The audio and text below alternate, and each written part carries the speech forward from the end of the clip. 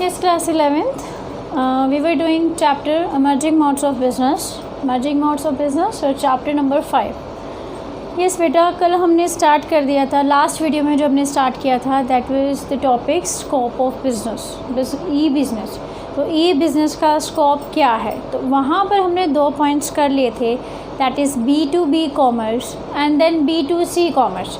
और मैंने आपको बताया कि बी का मतलब जहाँ पर बिज़नेस है वहाँ पर कस्टमर का मीनिंग, सी का मीनिंग क्या है, कस्टमर है। तो B2B कॉमर्स मतलब बिज़नेस टू बिज़नेस कॉमर्स। और जब हमने सेकंड पॉइंट किया, that was B2C commerce, it means business to customer commerce. और वहीं पर हमने B2C कॉमर्स में पढ़ा कि B2C कॉमर्स स्कोप देता है किसको, C2B कॉमर्स को भी, मतलब कस्टमर टू बिज़नेस कॉमर्स को भी, जहाँ पर एक कस्टमर एक बिज़नेस से इलेक्ट्रॉनिकली डील करता है। और इसका सबसे परफेक्ट एग्जांपल था कॉल सेंटर्स, जहाँ पर कस्टमर्स क्या करते हैं, अपनी कंप्लेंट लॉन्च करवाते हैं, अपनी ग्रीवेंसेस बताते हैं या फिर कुछ भी अपनी प्रॉब्लम का सोल्यूशन पूछते हैं। तो यहाँ तक हम कर चुके थे बेटा। तो अब सिर्फ 2 ही रह गए इसके स्कोप में। तो फर्स्ट, नेक्स्ट जो थर्ड हमारा रहेगा वो रहेगा C2C commerce. C2C commerce means customers to customer commerce. यहाँ पर जो डील कर रहे हैं वो एक कस्टमर है और जो दूसरे कस्टमर से डील कर रहा है। तो दोनों जो पार्टीज़ हैं वो कस्टमर ही हैं, वो एक दूसरे से डील कर रही हैं, मतलब कंज्यूमर ही हैं जो एक दूसरे से डील कर रहे हैं। जैसे इसका सबसे परफेक्ट एग्जांपल OLX हो सकता है। OLX में क्या होता है, एक कंज्यूमर जो बेच रहा है सामान, एक्चुअली वो भी कंज्यूमर है, वो कोई प्रोडक्शन नहीं कर रहा, वो कोई बिजनेसमैन नहीं है, वो एक्चुअली एक कंज्यूमर है जो अपनी यूज़ की हुई चीज़ों को एक दूसरे कंज्यूमर को बेच रहा है। तो यहाँ पर कस्टमर टू कस्टमर डील हो रहा है या कंज्यूमर टू कंज्यूमर डील हो रहा है, राइट। तो हम कह सकते हैं कि वो सारी एक्टिविटीज़ जो इलेक्ट्रॉनिक एक्टिविटीज़ हैं या जो डीलिंग है जो कि एक कस्टमर और दूसरे कस्टमर से कर रहा है, वो सारी क्या कहलाएंगी, C2C कॉमर्स कहलाते हैं। एक बार मीनिंग देखते हैं इसका। Transactions taking place between customer and customer. यहाँ पर दोनों पार्टीज़ क्या हैं, कस्टमर ही हैं, are known as C2C commerce. In this setup seller and buyer both are the customers और कंज्यूमर। यहाँ पर सेलर भी एक कंज्यूमर है और एक बायर भी एक कंज्यूमर है, राइट।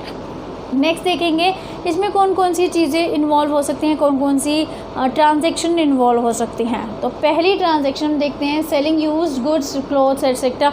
हम लोग अपनी यूज्ड गुड्स या फिर हम कहते हैं सेकेंड हैंड मार्केट भी होती है। एक सेकेंड हैंड मार्केट में क्या होती है, जहाँ पर एक कस्टमर अपनी यूज़ की हुई गुड्स को या फिर बुक्स को या फिर जो भी चीज़ें हैं उनको वो दूसरे कस्टमर को बेचता है।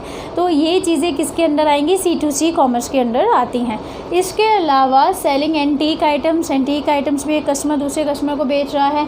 Warning customers about fraudulent supplier. इसके अलावा कई बार हम देखते हैं कि एक कस्टमर लाइक अ कंज्यूमर, जैसे सपोज़ मैं, अगर मुझे एक कोई भी चीज़ बहुत गलत सप्लाई हो जाती है या फिर मुझे बहुत गलत चीज़ मिल जाती है, कि कोई प्रोडक्ट जो मिलता है वो बहुत गलत है जबकि उसमें बता कुछ और रखा था और मुझे दिया कुछ और है, तो ऐसे टाइम पे मैं दूसरे लोगों को भी ये चीज़ इन्फॉर्म करती हूँ कि this company is very bad, ये गलत चीज़ सप्लाई करती है, तो प्लीज़ आप इससे मत मंगवाइए, ये फ्रॉड है या ये आपको गलत चीज़ें एडवर्टीज़मेंट करती है या फिर इसके प्रोडक्ट ऐसे नहीं हैं। तो यहाँ पर मैं खुद एक कंज्यूमर हूँ जो दूसरे कंज्यूमर को वार्निंग दे रही हूँ या दूसरे कंज्यूमर को बता रही हूँ किसी भी कंपनी के या किसी भी प्रोडक्ट के गलत होने के बारे में।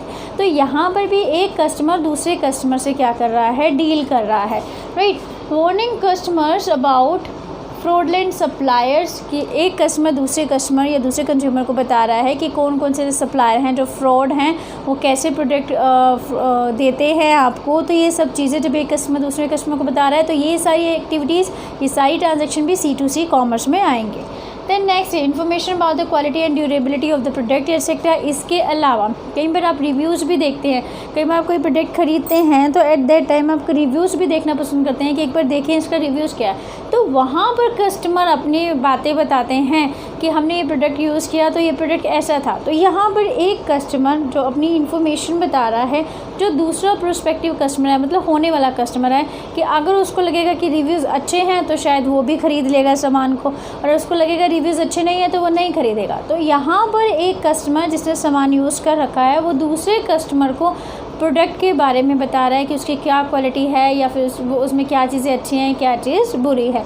तो यहाँ पर भी ये भी एक परफेक्ट एग्जांपल हो सकता है रिव्यूज़ का, जहाँ पर एक कस्टमर दूसरे कस्टमर को अबाउट द प्रोडक्ट क्या सारी चीज़ें बता रहा है, ये सारी इन्फॉर्मेशन दे रहा है। नॉट ओनली दैट इज़ आप यूट्यूब पे भी देख सकते हैं जहाँ पर एक कंज्यूमर चीज़ों को यूज़ कर लेता है और फिर वो डिफरेंट लोगों को बताता है कि अगर आप ये परचेज़ करने जा रहे हैं तो इसमें ये फ़ायदा है, ये भी ये नुकसान है। तो यहाँ पर भी एक कंज्यूमर दूसरे कंज्यूमर से डील कर रहा है या दूसरे कंज्यूमर को अपनी इन्फॉर्मेशन शेयर कर रहा है। तो ये सब चीज़ें किस में आएंगी, कस्टमर टू कस्टमर कॉमर्स में आती हैं, राइट। नेक्स्ट है intra B commerce. Intra B commerce, B means business, intra business commerce. इसका मतलब ये हुआ कि एक बिज़नेस के अंदर इलेक्ट्रॉनिकली जो एक्टिविटीज़ हो रही हैं, इंट्रा मीन्स उसी के अंदर, right, intra B, right, intra B commerce. तो जो भी ट्रांजैक्शन एक बिज़नेस या एक फॉर्म के अंदर हो रहे हैं इलेक्ट्रॉनिकली, वो सारे इंट्रा बी कॉमर्स कहलाते हैं। तो वी नो दैट कि अगर आप एक ही फॉर्म या एक ही बिज़नेस को आप ऑब्जर्व करते हैं तो हमें पता है ये चीज़ कि एक ही बिज़नेस में बहुत सारी ट्रांजैक्शंस होती हैं। जैसे एक सबऑर्डिनेट है, एक जो एम्प्लॉय है वो अपने बॉस को रिपोर्ट्स देता है, लाइक इलेक्ट्रॉनिकली रिपोर्ट सेंड करता है। अगर एक बॉस इंस्ट्रक्शन दे रहा है टू हिज सबऑर्डिनेट्स, अपने एम्प्लॉयज़ को या सबऑर्डिनेट्स को वो कुछ इंस्ट्रक्शन दे रहा है इलेक्ट्रॉनिकली, तो वो भी एक इंट्रा बी कॉमर्स में ही आएगा, क्योंकि एक बिज़नेस के अंदर ही ये सारी ट्रांजैक्शन हो रही हैं।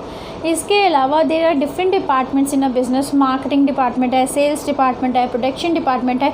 और जब ये डिपार्टमेंट एक दूसरे से बात करते हैं या कम्युनिकेट करते हैं किसी भी बिज़नेस एक्टिविटी के बारे में इलेक्ट्रॉनिकली, तो इसका मतलब ये हो गया कि ये भी इंट्रा बी कॉमर्स में आएगा। तो मतलब आप कोई भी एक्टिविटी या कोई भी ट्रांजैक्शन ले सकते हैं जो कि एक बिज़नेस या एक फॉर्म के अंदर हो रही है इलेक्ट्रॉनिकली, तो वो सारी की सारी जो भी ट्रांजैक्शंस है वो किस में आएंगे, इंट्रा बी कॉमर्स में आएंगे, राइट। अब इसमें क्या क्या इन्वॉल्व होता है, सबसे पहले इसका मीनिंग देख लेते हैं। तो this refers to the transaction which are part of one form only and it is transactions used within a form. एक ही फॉर्म के अंदर जो ट्रांजैक्शंस हो रही हैं वो सारी इंट्रा बी कॉमर्स में आते हैं। Then come to it involves transaction between any two department of the firm. जैसे मैंने अभी आपको बताया मार्केटिंग और सेल डिपार्टमेंट, प्रोडक्शन डिपार्टमेंट, कोई भी ट्रांजैक्शंस कर रहे हैं एक दूसरे के बीच में, जो उनके बीच में हो रही है, तो वो भी किस में आती है, इंट्रा बी कॉमर्स में आती है। Then second is placing order and giving instruction to supplier. Supplier को ऑर्डर दिया जा रहा है इलेक्ट्रॉनिकली, वो भी इंट्रा बी कॉमर्स में आएगा। Reporting by employees to his superior और हिज बॉस, अपने रिपोर्ट कर रहे हैं एम्प्लॉयज़ अपने बॉस को इलेक्ट्रॉनिकली, वो भी इंट्रा बी कॉमर्स में है। और साथ में अगर कोई भी रिक्रूटमेंट, सिलेक्शन, ट्रेनिंग दी जा रही है अपने एम्प्लॉयज़ को, एक पर्सन है, ट्रेनर है, जो अपने एम्प्लॉयज़ को क्या कर रहा है, ट्रेन कर रहा है, ट्रेनिंग दे रहा है, तो वो भी एक फॉर्म के अंदर हो रहा है, तो वो भी इंट्रा बी कॉमर्स में आएंगे। तो वो सारी एक्टिविटीज़ जो एक बिज़नेस के अंदर हो रही हैं वो सारी इंट्रा बी कॉमर्स एक्टिविटीज़ में आते हैं, राइट। तो यहाँ पर हमने चार चीज़ें की जो कि स्कोप में आती हैं ई बिज़नेस के स्कोप में। तो वो क्या थी, first is B2B commerce, then B2C commerce, then C2C commerce and then intra B commerce, right. ये टॉपिक यहीं पर एंड होता है। लेकिन इसके साथ हम एक छोटा सा टॉपिक और लेते हैं, that is what is the difference between E business and e commerce. मैंने आपको लास्ट वीडियो में कहा था कि आप ये पढ़ के रखेंगे कि क्या डिफरेंस होता है इंट्रा ई बिज़नेस और ई कॉमर्स में। तो अब आज हम यही छोटे से टॉपिक कर लेते हैं, तो ये भी एंड हो जाएगा। तो ई बिज़नेस और ई कॉमर्स में क्या डिफरेंस है, क्या ये डिफरेंट है? हाँ, ये डिफरेंट है फ्रॉम ई कॉमर्स। देखो बेटा, एक सिंपल सी चीज़ है, अगर जब मैंने आपको फर्स्ट चैप्टर कराया था तो मैंने बहुत अच्छी तरह से आपको समझाया था कि कॉमर्स क्या है, बिज़नेस एक्टिविटीज़ क्या हैं, ये सब चीज़ें अच्छी से समझाई थी। तो आप वापसी चैप्टर 1 पे चलिए और थोड़ा सा रिवाइज़ कीजिए और दिमाग में लाइए कि बिज़नेस क्या होता था। तो हम लोग करते थे कि बिज़नेस क्या है, बिज़नेस इज़ जो भी बिज़नेस एक्टिविटीज़ होती हैं उसमें दो होते हैं, that is industry and commerce. Industry and commerce दोनों मिलकर ही बिज़नेस एक्टिविटीज़ को बनाती हैं। तो जब मैं ये बात कर रही हूँ कि ई बिज़नेस एंड ई कॉमर्स, तो ई बिज़नेस जो है वो वाइडर टर्म है ई कॉमर्स से। क्यों? क्योंकि बिज़नेस में कॉमर्स इंक्लूड है। तो कॉमर्स क्या है, इसका वाइड स्कोप नहीं है, तो स्कोप किसका वाइड है, बिजनेस का वाइड स्कोप है, क्योंकि कॉमर्स तो इसका एक पार्ट है इंडस्ट्री के अलावा। तो हम कह सकते हैं कि जब हम ई बिज़नेस की बात कर रहे हैं तो हम वो सारी एक्टिविटीज़ की बात कर रहे हैं जो कि इलेक्ट्रॉनिकली की जाती हैं, लाइक जैसे इंडस्ट्री की activities, commercial activities, trade activities, distribution activities, सारी की सारी बिज़नेस एक्टिविटीज़ इंक्लूड होती हैं ई बिज़नेस में। पर जब हम ई कॉमर्स में आते हैं तो ये तो ई कॉमर्स तो एक सिंपल सा एक पार्ट है बिज़नेस का, तो इसका मतलब इसका जो स्कोप है वो नैरो है कंपेयर टू ई बिज़नेस। तो कमर्शियल ई कॉमर्स में क्या एक्टिविटीज़ आती हैं हम पढ़ चुके हैं। ई कॉमर्स की अगर हम बात करें तो कॉमर्स में इंक्लूड होता है trade and auxiliaries to trade activities. Auxiliaries to trade activities मतलब डिस्ट्रीब्यूशन कैसे होगा और गुड्स को कैसे बेचा जाएगा, क्योंकि trade means buying and selling of goods होता है, तो buying and selling and distribution of goods वो सारी की सारी किस में आता है, ई कॉमर्स में आता है। Buying and selling and distribution of goods e commerce, buying and selling and distribution plus production of goods E business में आता है, राइट। तो ई बिज़नेस में ई कॉमर्स तो इंक्लूड होता ही है। तो हम कह सकते हैं, अगर हमें डिफरेंस बताना है तो डिफरेंस हमें पता भी चल गया। इसके अलावा एक और डिफरेंस, वाइडर स्कोप किसका है, ई बिज़नेस का, और नैरो स्कोप किसका है, ई कॉमर्स का, राइट। तो यहाँ पर हमारा ये वाला टॉपिक भी इंक्लूड है, कंप्लीटेड है। ओनली 1 और 2 मार्क्स का अगर डिफरेंस आएगा तो 1 और 2 मार्क्स का डिफरेंस आता है, बट मोस्ट इंपॉर्टेंट आपके स्कोप होते हैं जहाँ से ये क्वेश्चन आपका बैठता है, क्योंकि आपके सिलेबस भी अब बहुत सारा डिडक्ट हो चुका है, तो बहुत ही कम ऐसे टॉपिक रह गए हैं जिसको हम इम्पॉर्टेंट कह सकते हैं। थोड़ा सा ये चैप्टर रह गया, ये भी इसमें से भी आपके बहुत से जो टॉपिक्स हैं वो डिलीट हो चुके हैं। तो अब बस आई थिंक 1 वीडियो या 2 वीडियो का ये रहेगा, उसके बाद ये चैप्टर भी एंड हो जाएगा, राइट। अगर आपको चीज़ें समझ में आई हैं तो लाइक बटन ज़रूर दबाइएगा, क्योंकि लाइक बटन दबाना आप भूल जाते हैं, राइट। तो लाइक बटन ज़रूर दबाइएगा। अच्छा लगा सब्सक्राइब भी कीजिएगा, जो लोग जो नए स्टूडेंट्स देख रहे हैं और आपको लगा कि अच्छा है तो आप सब्सक्राइब भी कीजिए, क्योंकि हम लोग इस बार 11th का बिज़नेस पूरा करने वाले हैं, और होप रहेगी कि अगर 11th के बिज़नेस से थोड़ा सा टाइम मिल जाए तो हम लोग 12th का बिज़नेस भी जल्दी स्टार्ट करेंगे। बट ये श्योरिटी रही कि 11th की बिज़नेस स्टडी हम पूरा कंप्लीट करेंगे, राइट। चलिए आप लाइक बटन दबाइए, सब्सक्राइब करना मत भूलिए, और मिलते हैं नेक्स्ट वीडियो में। Thanks for watching.